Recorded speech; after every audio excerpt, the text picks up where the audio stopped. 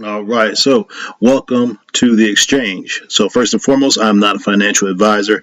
I'm just here to give you my opinion on what I see in the stock markets. Looking to the left to see what has happened, then looking to the right to see what may happen.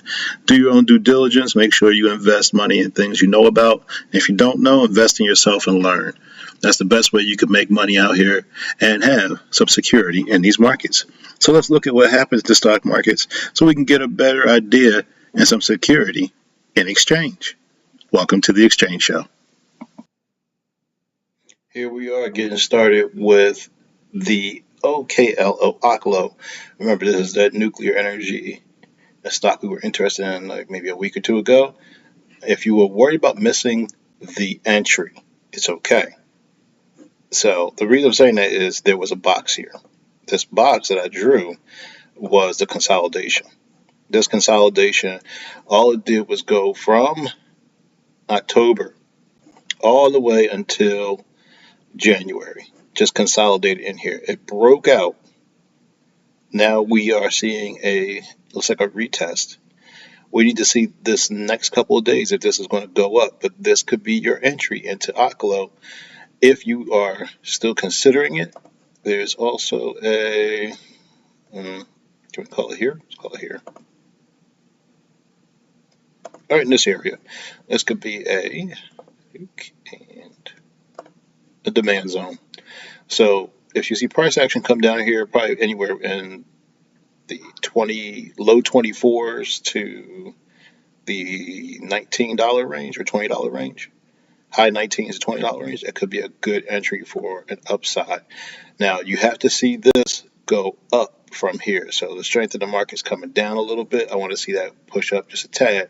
And remember, it's okay not to get all the money because currently I'm in a sell zone, but inside of that demand zone, you notice there is a moving average. That moving average is, I use a 48, so it's a 48-day moving average right there. If price action comes down, touches the 48-day moving average at 22.17, this may, for me, trigger a entry.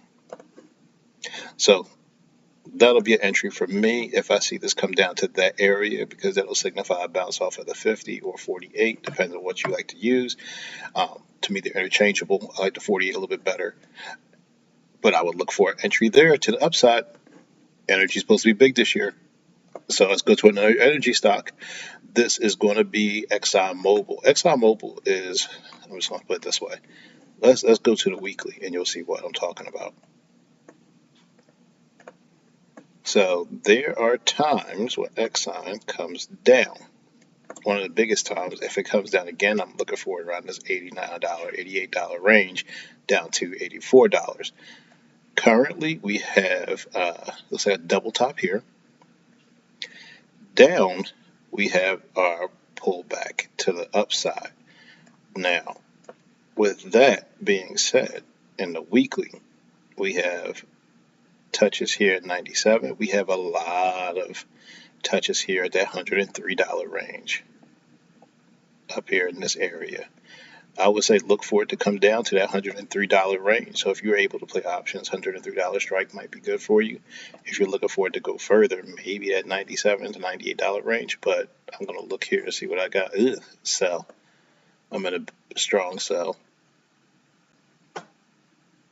Yeah, I would get for me, I might actually start with 103, maybe $102 strike. I'll see what the $100 one is. And I might actually aim for right here, 95. I'd take profit. So let's see here. Why, you might be asking? Because that's my 200-day moving average. I love using the moving averages. They work out for me. And here's one in case you're like, oh man, all this stuff's a little bit too rich. You want a penny stock? Penny stock day. Let's go to BlackBerry. All right, BlackBerry is moving. If you haven't heard, BlackBerry is moving this week. All right, the price target I would get for it is most likely here, 533, or take profit around 533. Once again, I'm going to put it right here. That's all right, below the 200-day moving average. I'll put that as a TP1. up there in that area. If you're like, I missed the move, you could always wait for it to come back down. Maybe to this area here. This is another demand zone. And if you're comfortable, you may be able to get one here, about halfway down the candle. And we'll make that an entry. So there you go. There's BlackBerry.